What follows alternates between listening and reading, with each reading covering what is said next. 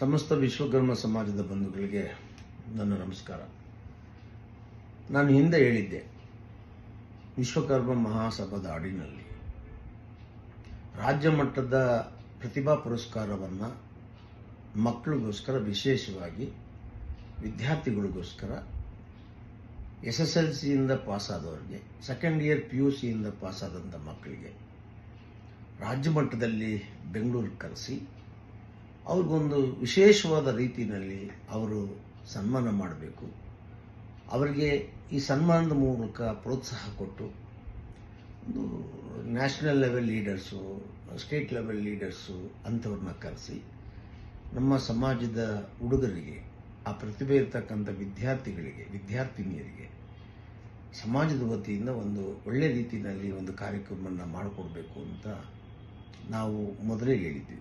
ಹಾಗಾಗಿ ಇದೇ ಮೇ 31ನೇ ತಾರೀಕು ಬೆಂಗಳೂರು ಟೌನ್ ಹಾಲ್ನಲ್ಲಿ 750 ಜನ ಮಕ್ಕಳಿಗೆ, ತೀರಾ ಅಂದರೆ 800 ಜನ ಮಕ್ಕಳಿಗೆ ಪ್ರತಿಭಾ ಪುರಸ್ಕಾರದ ಮೂಲಕ ಅವರನ್ನು ಗೌರವಿಸುವಂಥ ಕೆಲಸ ಮಾಡ್ತಾ ಇದ್ದೇವೆ.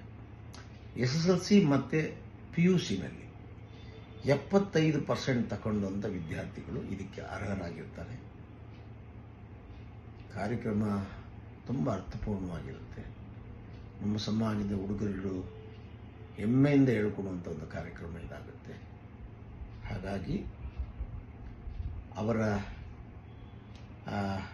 ಮಾರ್ಕ್ಸ್ ಕಾರ್ಡ್ ಜೊತೆಗೆ ಅವರು TC ಆಗಿರ್ಬೋದು ಮತ್ತು ಜಾತಿ ಪ್ರಮಾಣದ ಪತ್ರ, ಅಂದರೆ ವಿಶ್ವಕರ್ಮರಿಗೆ ಮಾತ್ರ ಅವಕಾಶ ಇರುವಂಥ ಈ ಕಾರ್ಯಕ್ರಮಕ್ಕೆ ನಮಗೆ ಗೊತ್ತಾಗಬೇಕಲ್ಲ ಯಾರ್ಯಾರು.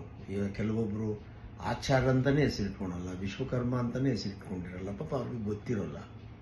ಆಗ ನಮ್ಮೆಲ್ಲ ಆಯ್ಕೆ ಮಾಡೋರು ತಪ್ಪು ಮಾಡಬಾರ್ದು ಅನ್ನೋಂಥ ಉದ್ದೇಶದಿಂದ ಅವರ ಜಾತಿ ಪ್ರಮಾಣ ಪತ್ರ, ಅಂದರೆ ಅದಕ್ಕೆ ನಮಗೆ ಗೊತ್ತಾಗಬೇಕು ನಮ್ಮ ಹುಡುಗರು ಅಂತ, ಆ TC ಅದು ಮಾರ್ಕ್ಸ್ ಕಾರ್ಡ್ನಲ್ಲಿ ಬರುತ್ತೆ.